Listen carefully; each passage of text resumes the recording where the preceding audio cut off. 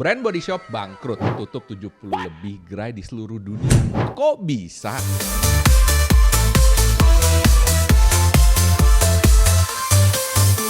Welcome to CEO Business Online Podcast. Di sini kita akan ngebahas berbagai tren dan juga insights terbaru yang terkini dari bisnis online yang super seru.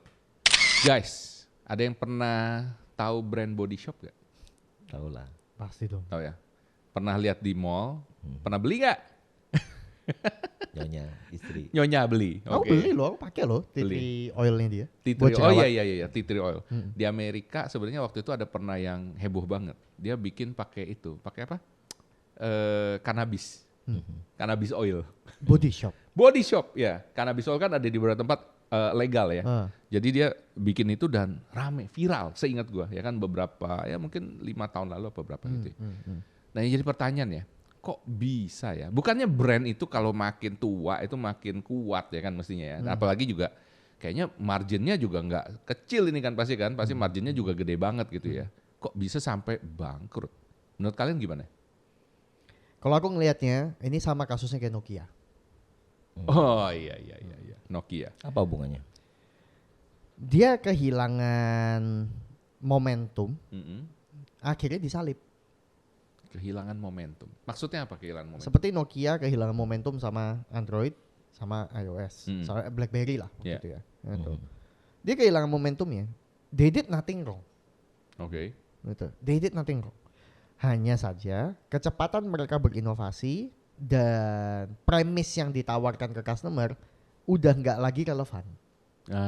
Gitu. Udah itu aja sebenarnya Iya. kasusnya dia. Makanya aku ngomong kasusnya The Body Shop itu mirip kayak kasusnya Nokia. Saya paling simpel kayak begini. Apakah The Body Shop ngikutin perkembangan bisnis online?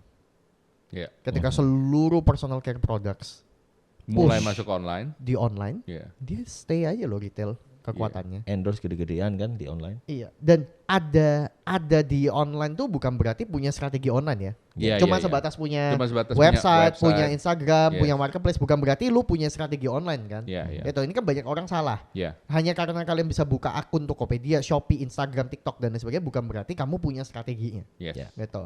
Nah, inilah yang menurutku terjadi. Kayaknya yang terjadi di dia adalah dia hanya sebatas ada di online. Tapi dia nggak betul-betul punya strateginya untuk nge-push ke sana. Dari sisi channel penjualan udah problem berarti. Iya. Kedua, dari sisi product development. Ketika brand-brand lain ngikutin perkembangan, wah rilis ini, rilis itu, rilis ini, rilis itu, penjualannya dia ya masih di itu aja. Iya. Gitu. Bahkan cenderung aku ngelihat malah kalau produknya Body Shop ini kan masih ada functional productsnya dia ya, maksudnya yang memang ada fungsinya gitu. Malah aku ngelihat BBW malah lebih survive dibandingkan The Body Shop. Iya. Bath and Body Works, gitu kan. Nah makanya aku ngeliat kayak berarti memang dari sisi product development ya memang kita juga mesti perhatiin gitu kan. Apakah pengembangan produknya kita bisa relevan, sesuai sama market atau enggak, gitu. Nah yang aku pengen tahu justru kalau dari perspektifnya Pak Andri, apakah hal serupa bisa terjadi juga di bisnis online? Gitu. Ada nggak sih misalkan kita ngeliat kayak bisnis online yang ya termakan oleh zaman juga, yang mungkin dulu mungkin kayak 5 years ago, mungkin 5 tahun yang lalu dia champion dari bisnis online gitu. Ya. Tapi sekarang kegerus, Nggak kedengeran. Ada banyak sih case-case kayak gitu ya. Yang kapan hari kan di episode yang lain aku kan cerita ada satu brand yang dia terkenal di Instagram, terus kemudian ada orang bikin konten di TikTok, dia sudah membanggakan ini brand, tapi ternyata orang TikTok nggak ada yang ngerti. Nggak ada itu yang tahu. brand apa gitu, nggak ngerti, baru denger ini banyak banget. Ya aku yang hidup di zamannya mereka itu tahu brand itu memang terkenal famous juga gitu ya. Tapi ternyata di TikTok orang-orang TikTok Gen Z ini nggak ngerti itu loh. Dan mungkin dari sisi brand mereka tidak siap untuk memasukkan brandnya dia ke TikTok juga ya kan? Sehingga ini kan orang yang totally different dengan Instagram ya, dan itu ada banyak kejadian itu. Dan yang kemarin aku juga cerita sama Anthony, banyak pemilik brand yang dulunya dia masih muda ketika mengembangkan brandnya itu di awal, kemudian dia usianya tambah naik. Ownernya, brandnya juga ikut menua. Ya, menua dari sisi desain, dari sisi barang produk inovasinya dan seterusnya ya. Itu ikut menua. Kenapa? Mungkin ya aku bisa bayangin. Oh kalau aku nge-grab market yang bawah, kayak mulai dari nol. Mending ngikutin usia market yang lama-lama ini aja. Tapi sayangnya marketnya dia yang lama itu bisa berubah preferensi. Dari sisi pendapatannya udah beda, ya kan? Lifestyle-nya juga sudah beda. Lama-lama tambah hilang. Ngomong siapa yang jadi puncak pimpinannya itu yang mengarahkan perusahaan bisnisnya ini mau kemana, itu penting banget. Makanya kan itulah namanya podcast kita kan, CEO Bisnis Online gitu. Karena siapapun yang ada di posisi CEO-nya ini yang akan menentukan future-nya perusahaannya. Keputusan yang diambil sama dia hari ini itu impact-nya di 3 tahun mendatang, baru bukan kelihatan, di hari ini baru kelihatan gitu kan. Nah, yang terjadi kan gini, ketika The Body Shop ini dibeli sama L'Oreal, of course semua jajaran kan berubah pimpinannya. Premis utamanya The Body Shop yang selama ini selalu diunggul-unggulkan, gimmick utamanya dia yang selalu dipromot dan itu dipasang di retail store yang dia paling depan adalah no animal testing. Dibeli sama L'Oreal, L'Oreal melakukan animal testing.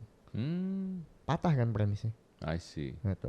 Nah, ini kan satu aku ngomong ini culture ya. Kalau emang udah culture-nya seperti itu, ya jangan berusaha dirubah culture-nya. Gitu. Sama kayak Pixar. Pixar mau dibeli sama Steve Jobs, Pixar-nya ketakutan loh. Takut culture-nya Pixar berubah karena masuknya Steve Jobs. Tapi Steve Jobs ngomong enggak, aku justru kepengen jaga culture-nya ini dan kejaga sampai hari ini. I think animation studios tetap paling bagus sampai hari ini Pixar. Nah, sama kasusnya. Ini kan ada premis nih yang dibawa, yang dikasih. Kalau teman-teman sebagai CEO bisnis online udah meletakkan premis bahwa gue meletakkan positioning gue seperti ini nih, premis gue seperti ini nih, jangan dipatahin.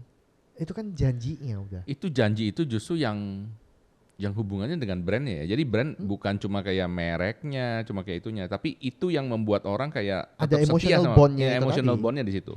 Karena itu yang membuat satu orang bisa jatuh cinta terhadap. Sekarang masih ada tulis nggak tuh no animal testing apa udah berubah lagi? Kayaknya nggak pernah tulis ya. Udah nggak pernah kelihatan ya. Tapi harusnya untuk Body Shopnya sendiri kayaknya masih.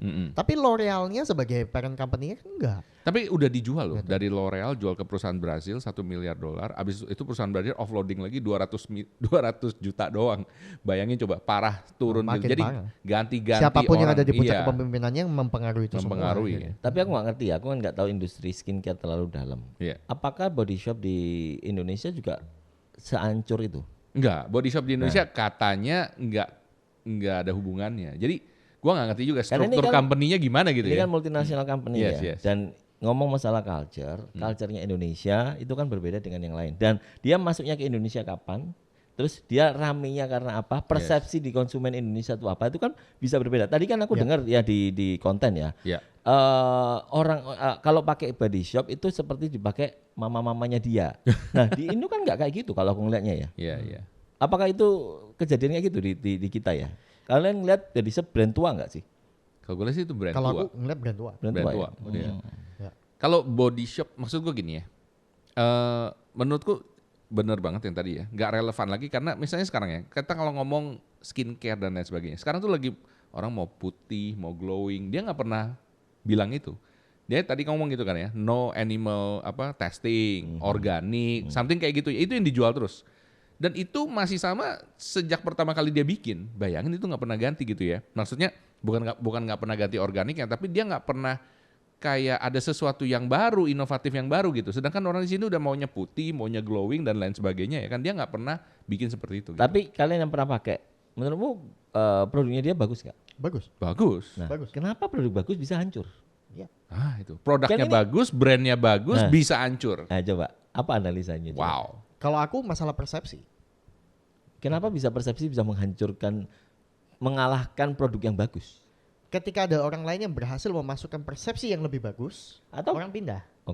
Switchingnya ini loh. Pilihan aja ya. Jadi dia kalah, dia tidak jadi pilihan pertama. Mungkin orang tetap anggap brandnya bagus, tapi ada yang lebih dipilih orang lain. Betul. Makanya aku selalu ngomong gini, jangan main-main sama customer. Customer itu punya kuasa penuh atas bisnis kita. Customer itu bisa mecat owner. Ya. Kalau tim dipecat sama owner. Betul. Siapa yang bisa mecat owner? Customer. Jangan pernah main-main sama customer. Dengerin mereka mintanya apa, dengerin mereka butuhnya apa, dengerin problemnya mereka apa, dengerin kebiasaannya mereka apa. Jangan ya yang sering kali terjadi victory syndrome. Gitu kan? Udah di posisi puncak, Dia ngerasa di atas angin kan. Udah ngerasa untouchable. Udah di atas awan, untouchable. Kan? Dia udah nggak dengerin lagi yang ada di bawah seperti apa gitu kan. Yang ada di marketnya kayak gimana. Lah kalau yang kejadian seperti itu, market bisa diisi sama orang lain gitu loh. Betul. Kita sering lupa itu tadi gitu. Kita sering kayak ya fokusnya kadang nggak bisa ditaruh dengan tepat ke bagaimana melayani konsumen kita sebaik mungkin gitu. Akhirnya ya lupa bahwa oh ya market sekarang butuh apa sih? Oh dia butuhnya A, butuhnya B, butuhnya C. Ya ternyata A, B, C ini lambat untuk diisi. Akhirnya diisi sama orang lain. Ya pelan-pelan tergerus. Karena apa? Karena ketika mencari produk A, yang muncul di benaknya orang udah bukan The Body Shop lagi. Udah brand lain. Ya Body Shop itu menurut gua ya jadi nggak relevan lagi sekarang. Terutama buat anak-anak yang lebih muda yang kayak tadi kamu ngomong ya kan. Jangan kata Body Shop lah ya, yang 5 tahun lalu brand online yang terkenal banget yang kamu ngomong ya kan, yang jual apa fashion muslim gitu kan ya. Dulu semua orang tahu, everybody ngantri untuk beli itu. Sekarang gone. Habis. Gara-gara platform baru, gara-gara generasi baru. So ya menurut gue sangat-sangat tragis sih, sayang banget ya. Tapi menurut kalian apa langkah-langkah yang mungkin bisa dilakukan lagi nih kalau misalnya kalian jadi konsultannya Body Shop? Sayang kan ya, sayang ya. Menurut gue sayang banget gitu ya. Kalau aku sih yang bakal aku lakuin pertama kali adalah aku akan nyari satu ceruk yang aku bisa masuk. Satu niche yang mungkin yang market masih belum bisa masuk. Yeah. Kalau kita analisa, Body Shop udah very clear. Dia punya kekuatan di mana sih? Retail store kan. Yeah. Yeah. Maka kita harus memanfaatkan itu. Apa nih yang bisa kita lakukan di retail store ini? Produk apa yang harus kita push yang masih belum diisi nih sama orang lain. Yeah. Ini satu mindset yang menurutku para CEO bisnis online ini harus milikin. Yeah. Karena kebanyakan CEO bisnis online di Indonesia itu bukan nyari bedanya tapi nyari samanya. Contoh. Oke. Si A, si B, si C bikin produk itu laku. Yeah. Gue juga bisa bikin itu. Ini mindsetnya pedagang-pedagang Indonesia itu begitu soalnya. Yeah. Gue juga bisa bikin. Gue juga bisa bikin. Harganya gue murahin. Wah, udah selesai. Mereka anggap PR selesai. Udah, ya kan? Oh barang begitu doang laku ya. Padahal gue juga bisa loh bikin kayak begitu. Nah, dia bikin ngikutin.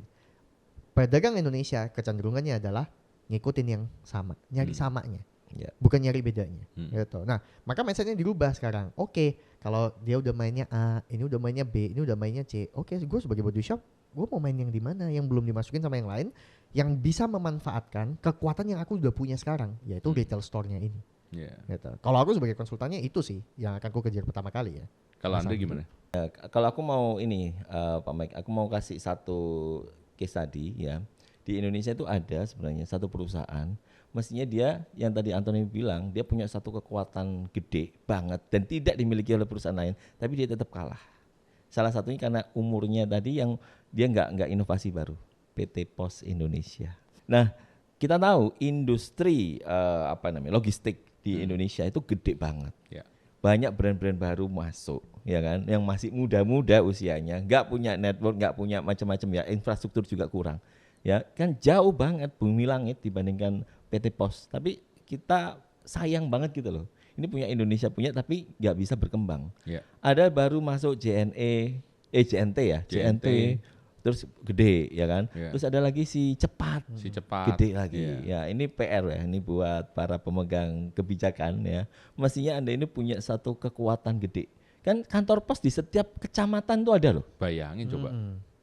Yang kecamatan, desa kali ya, di setiap desa ada kantor pos, kan nggak logis gitu ya. Nggak logis. Kok bisa kalah gitu kan? Iya. Salahnya tuh di mana? Jadi selain yang masalah persepsi juga sama, kamu pernah nggak kebayang aku mau ngirim pakai pos?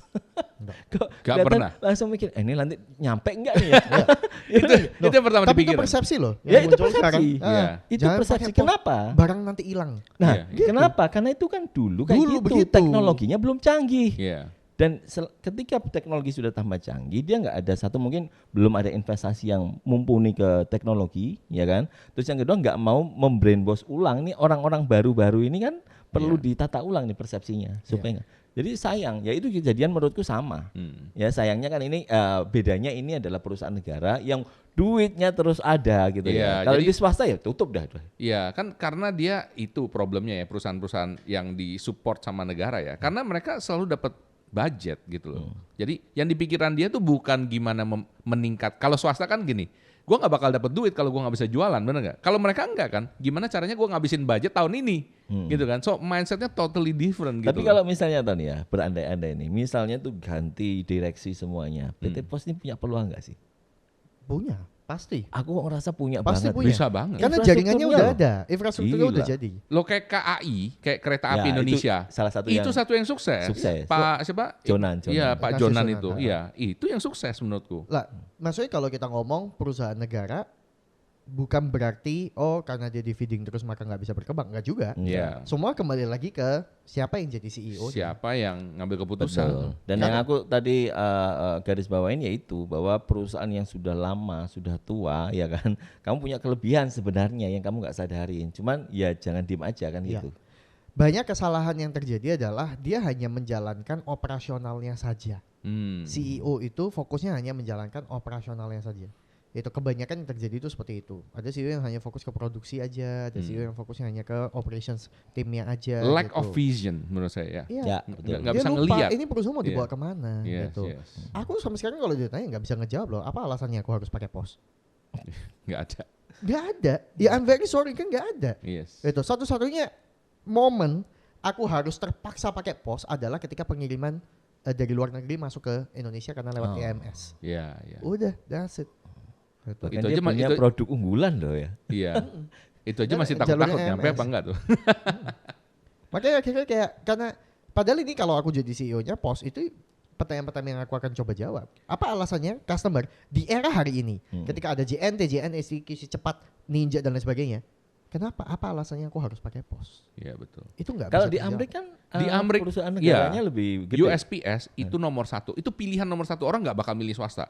Di China juga orang akan milih yang China punya pos itu dibandingkan yang lain. Nggak bakal milih yang lain. Karena yang lain orang malah nggak percaya. Orang malah percaya dengan perusahaan negara. Gitu loh. Tapi lucunya aku nggak pernah ngelihat ada pilihan PT Pos gitu ya di Tokopedia, Shopee. Nggak ada, Nggak ada ya? Kita kayaknya mockingnya terlalu. Ini dari ngomong apa tadi? Sampai lupa ngomong apa. Ini dari ngomong body shop sampai jadi PT Pos lagi. Ya kan sama-sama kita ngelihat dari perusahaan yang umurnya panjang tapi Iya. tahu-tahu kalah dengan yang baru-baru yang umurnya masih muda-muda kan itu intinya. Emang relevansi itu a very big issue. Oke guys, jadi sekarang kesimpulannya apa nih dari ngomongin body shop sampai PT Pos tadi tuh? Menurut kalian apa kesimpulannya yang kita bahas hari ini? Oke, kalau aku yang lihatnya ya, awal kita bisnis online, kita balikan ke bisnis online, CEO bisnis online ya. Kita berjuang supaya brand kita dikenal. Yeah. Kita kan di level itu di awal-awal ya. Kita spending uang buat iklan, buat endorse, buat apa supaya membangun nama brandnya kita bagus. Terus kemudian terjadilah traction, penjualan mulai tinggi, customer base mulai banyak ya. Nah, jangan sampai ketika itu sudah kita capai di satu titik entah tahun ketiga, tahun keempat, tahun kelima, kita off lagi ya. Kita nggak fokus ya kan, dan kita terlalu happy dengan apa yang kita achieve sehingga kita lupa bahwa kita itu terus maju gitu loh. Customer ini kan terus berubah. Yeah. Ya, yang kita layani hari ini dengan 5 tahun yang lalu berubah. Nah, kalau kita lupa dengan hal ini, kita akhirnya merasa tidak ada perubahan di dalam bisnis kita. Strateginya sama, terus tim-timnya juga di-upgrade, teknologinya juga sama. Yang terjadi, kita bisa lama-lama ditinggal. Bukan lama-lama ya, kita baru sadar ketika ditinggal. Nah, seolah-olah kita itu kayak tidur, tapi nggak ada yang bangunin, tahu-tahu bangun, ini sudah pada kemana? Nah, ini kan bahaya. Itu sih aku yang pelajari dari Body Shop. Kalau Body Shop yang sebesar itu bisa mengalami hal ini, apalagi kita yang cuman bisnisnya skalanya jauh di bawah itu. Itu sih. Kalau dari aku ngelihatnya lebih ke kalau ada satu skill set yang sangat wajib untuk dimiliki oleh CEO bisnis online itu adalah kecepatan dalam beradaptasi pada perubahan. Kecepatan, bukan kemampuan beradaptasinya, tapi kecepatan beradaptasinya sama perubahan. Di era sekarang, kita bikin strategi apa di bulan ini, bulan depan udah bisa jadi nggak kepake lagi. Karena marketnya udah berubah, pergerakan kompetitor udah berubah, dan lain sebagainya. Sehingga kecepatannya kita untuk beradaptasi sama perubahan menjadi sangat krusial sekali kita sebagai CEO. Nah, yang sering terjadi adalah orang lupa bahwa mereka butuh melihat perubahannya apa. Mereka menganggap masih sama saja seperti yang dulu, sehingga metode mereka membuat keputusan masih menggunakan dasar-dasar data-data yang lama. Padahal keadaannya udah berubah, situasinya udah berubah, kompetitornya udah berubah, yang diinginkan sama market udah berubah. Makanya kecepatan yang kita untuk beradaptasi pada perubahan itu menjadi sangat krusial untuk menjadi satu skill set yang wajib dimiliki sama CEO. Ngomong-ngomong soal kecepatan, selain itu juga visi dari seorang CEO ya, terutama buat bisnis online itu sangat penting. Karena kita tahu sendiri ya, namanya dunia online itu berubah sangat cepat guys ya. 6 tahun lalu itu kita masih pakai BlackBerry guys. Sekarang BlackBerry kemana? Dulu masih ada yang namanya toko bagus, sekarang kemana ya kan? Dulu pada orang jualan di Instagram, sekarang udah jualannya di TikTok, jualan di marketplace dan lain sebagainya. Jadi apalagi kalian ya pebisnis online, kalau misalnya kalian nggak punya komunitas sendiri ya kan, nggak pernah belajar, nggak pernah nambah ilmu ya kan, itu bahaya guys ya kan. Bisa jadi kalian jadi nggak relevan lagi dan produk atau brandnya segede body shop aja bisa hilang dengan begitu saja gitu ya, tanpa misalnya warning gitu ya. Dan saran gue beneran buat teman-teman ya, terutama kalian yang CEO bisnis online yang ngambil keputusan untuk bisnisnya ya kan, saran gue kalian tetap perlu berkomunitas dan ikutan dengan event-event ya kan, kayak contohnya kayak seminar CEO bisnis online yang akan kita adakan sebentar lagi ya. Nah ini menurut gue penting banget buat kalian untuk belajar di situ. Kalau kalian misalnya pengen ada komunitas, ada temen untuk tukar pikiran, kamu bisa ikutan seminar CEO bisnis online yang kita adakan bareng dengan kita bertiga selama kurang lebih 2,5 jam. Lo akan dengerin kita bertiga ngoceh ya kan, kamu dapat ilmu dan update terbaru ya kan. Dan kalau kamu pengen ikutan, caranya simple banget ya kan, langsung aja klik link di bawah ini, gue taruh di deskripsi dan jawabin komen ya. Oke, langsung aja ketemu situ ya.